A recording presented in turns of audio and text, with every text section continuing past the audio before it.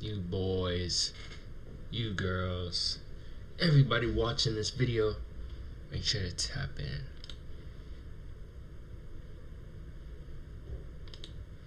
Alright, y'all. What I'm reacting to is what dying on every planet would be like. So you could be on Mars. It might not. You can't. You may not like. Your body might not like decompose in the ground like how it would in the Earth. So let's just get right into this interesting video. I'm gonna give my honest opinion on it, Loki. Mercury. Mercury is the closest planet to the sun, but if you think that means it's hot all the time, you're wrong. At night, temperatures can plummet to an icy minus 180 degrees Celsius. During the day, however, they can skyrocket to 430 degrees Celsius. Damn! Hell no. Wait. You guys, I will take it upon myself to buy you Robux if you can tell me what is something like in the real world that can withstand this type of temperature. Besides like a cooking pan, maybe. Why would a cooking pan be this hot? This is like, have you seen those 1,000 degree knife cutting videos? That is hot. Extreme imbalance happens because Mercury doesn't have a proper atmosphere to regulate temperature. Instead, it has a very thin exosphere, which doesn't maintain heat. While apart from temperature you wouldn't have to worry about weather on Mercury, the real dangers come from solar radiation and the lack of breathable air. In fact, Mercury gets...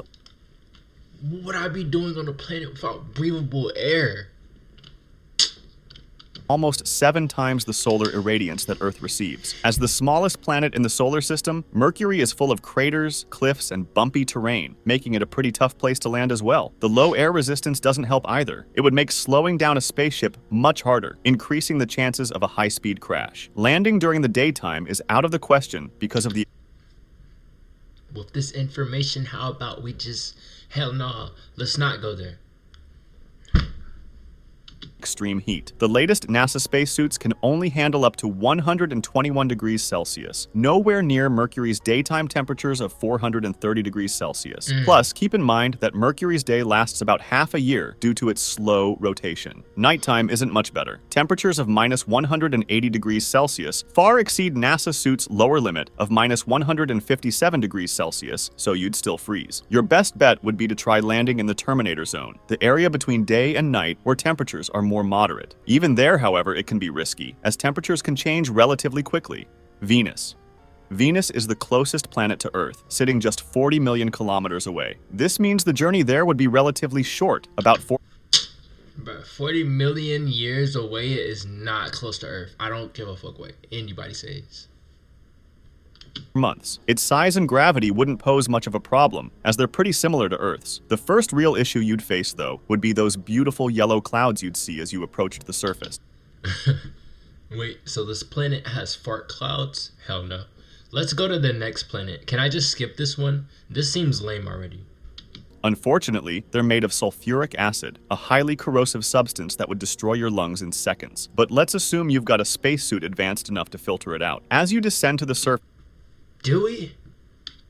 you'd notice visibility dropping drastically. The atmosphere becomes incredibly thick, made mostly of carbon dioxide, so you wouldn't be able to see much. Then there's the heat, an unbearable 450 degrees Celsius. If that wasn't enough, only about 10% of the sunlight reaches the surface, as it's blocked by the thick atmosphere, so it'd be pretty dark. On the surface, moving your arms and legs would be a serious struggle. Even though gravity is nearly the same as on Earth, the air is so dense you'd feel like you're wading through a heavy liquid. With a good pressurized suit, you might last a few seconds down there, but before long, the pressure, about 92 bars compared to Earth's 1 bar at sea level, would crush your suit. And if that didn't kill you, the sulfuric acid you'd start breathing once your suit broke definitely would.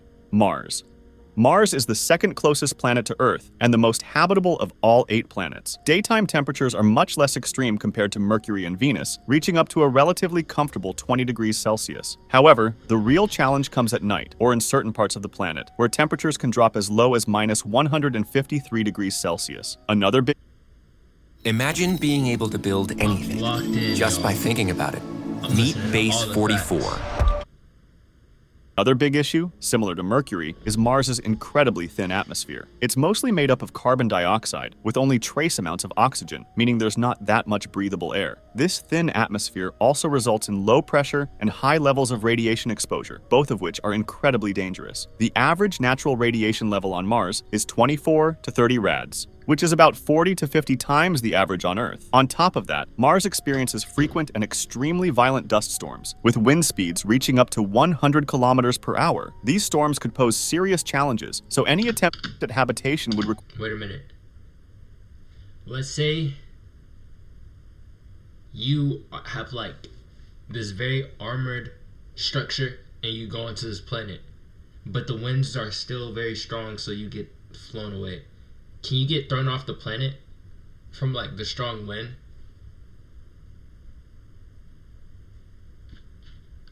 Require a sustainable, airtight, and well-insulated life support system. Jupiter. Jupiter is the biggest planet out of the 8, and it's one of the hardest planets to land on, primarily because of its extreme radiation levels. Even 300,000 kilometers away, the radiation would start penetrating your suit and you'd be done for. But since that's a boring outcome, let's assume... What? What? Wait a minute. Why the fuck would we want to go to Jupiter anyways?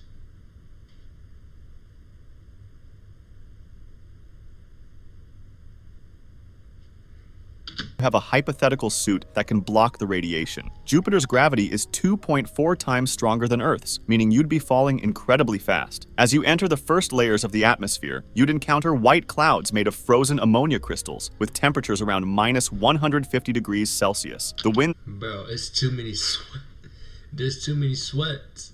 Bro, he's tryharding with these stats, honestly. Here are no joke, reaching insane speeds of up to 482 kilometers per hour. If you manage to descend about 150 kilometers... You want to know what's crazy, you guys? Most people in their lifetime won't really have too much experiences with water. And other people, because of how they live, will have experience with water. Some people in this world, out of all these billions of people, somebody is actually swimming away and trying to get away from a strong current, and they are getting tired right now, or they're swimming out of a black hole that is sucking them in, or somebody's being probably dragged under, trying to fight that strong current. Water is powerful. But the wind on Jupiter moving at 400 miles per hour, do you guys understand a Bugatti does not even move that fast?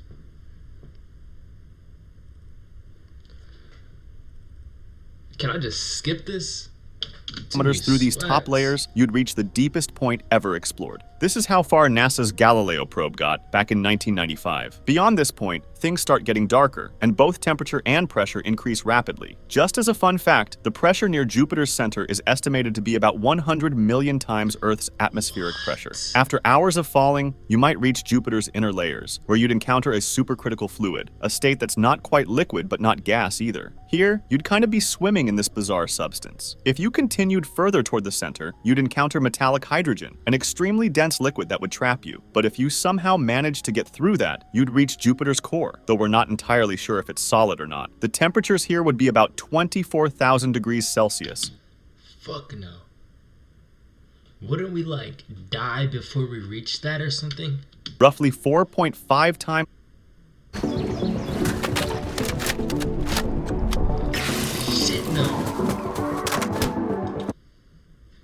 times hotter than the sun's surface. Saturn.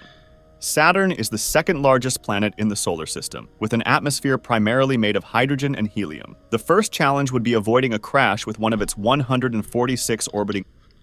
That's an aura, though, to have like 146 moons. So like you basically have like 146 little brothers that'll, you know, like... Let's say aliens are trying to come to this planet, and they have to dodge all the moons, but they're moving so fast that they just crash. That's low-key protection That's aura right there, I ain't gonna hold you. Moons. Once you manage that, you'd encounter its iconic rings, which are made of debris from old moons, ice pellets, comets, and asteroids. Let's assume you're either an incredibly skilled pilot or your spaceship is indestructible, so you don't meet your end by smashing into space junk. As you approach Saturn's equator, you'd witness an incredible spectacle of red and purple auras caused by highly energetic hydrogen in the atmosphere. However, this beauty comes with a catch. Hurricane-force winds blasting at speeds of around 1,800 kilometers per hour would make it nearly Get the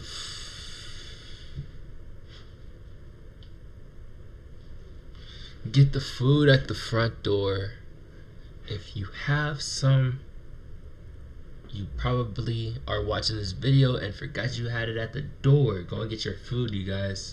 impossible to stay steady. Trying to enter from the North Pole wouldn't be any better. Up there, you'd face a massive storm so large you could fit 2 Earths inside it. This region also has ammonia clouds, similar to Jupiter's, and temperatures that can plummet to a bone-chilling minus 250 degrees Celsius. As you fall deeper through the layers of clouds, the temperatures would start to rise again, eventually reaching 0 degrees Celsius. At this point, while the cold becomes less of an issue, pressure becomes your biggest enemy. It increases to levels comparable to the deepest parts of Earth's oceans. Continuing further, the gases around you would transition into a liquid state. If you somehow survived long enough to reach the center of Saturn, you'd encounter its molten rocky core, which is about 10 times the size of Earth. Temperatures here reach a scorching 11,700 degrees Celsius.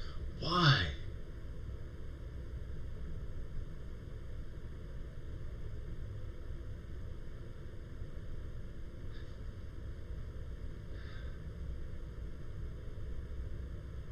I wonder if, like, in another religion, you know how, like, I want to say, like, is it like Hinduism or like Jewish? I don't know how that stuff works, but, like, you know how people believe in multiple gods? I wonder if the planets are like the gods. A core of how is it so hot? Why is the core of this planet so hot? Why does it have these nice rings around it? What are those rings? When you enter the atmosphere, you see red and blue lights. Red and purple? That's pretty... More than twice as hot as the sun's surface, with pressure roughly 1,000 times greater than Earth's. Uranus. This is where planets start getting really far from Earth, making the journey incredibly long. Uranus is one of the 2 ice giants and the only planet in the solar system that spins on its side. It also rotates faster than Earth, with a day lasting just 17 Earth hours. By the way, being an ice giant doesn't mean the planet is a solid ball of ice. Instead, it means it's primarily composed of elements heavier than hydrogen and helium. Like Saturn, you'd need to avoid crashing into its rings. Once you pass them, you'd find yourself surrounded by toxic gas, and the temperature would drop rapidly to below minus 200 degrees Celsius. Too many sweats, dog. I mean, honestly, how about I just stay off of...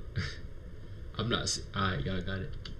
This makes it the coldest planet in the solar system. If the freezing cold and poisonous atmosphere didn't get you, you'd descend through the first layer of the atmosphere. Here, things get even worse. The air becomes dense, and you'd be pelted by ice pellets. Eventually, you'd reach something truly spectacular, a rain of diamonds, driven by winds of up to 900 kilometers per hour. But once again, there's a catch. The pressure here is about 100 times greater than Earth's, which would ultimately crush you.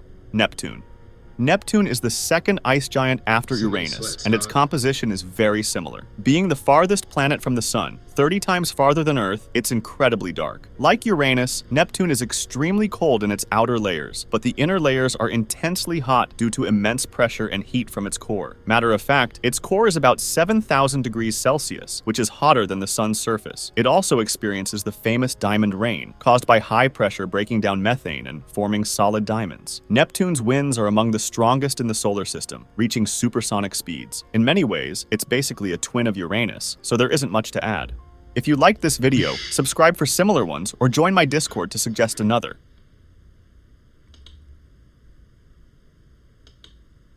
I hope you guys enjoyed this video. This great banger reaction. You guys make sure to comment down below how this video made you feel. You know, some of the facts in it. Make sure to subscribe, comment.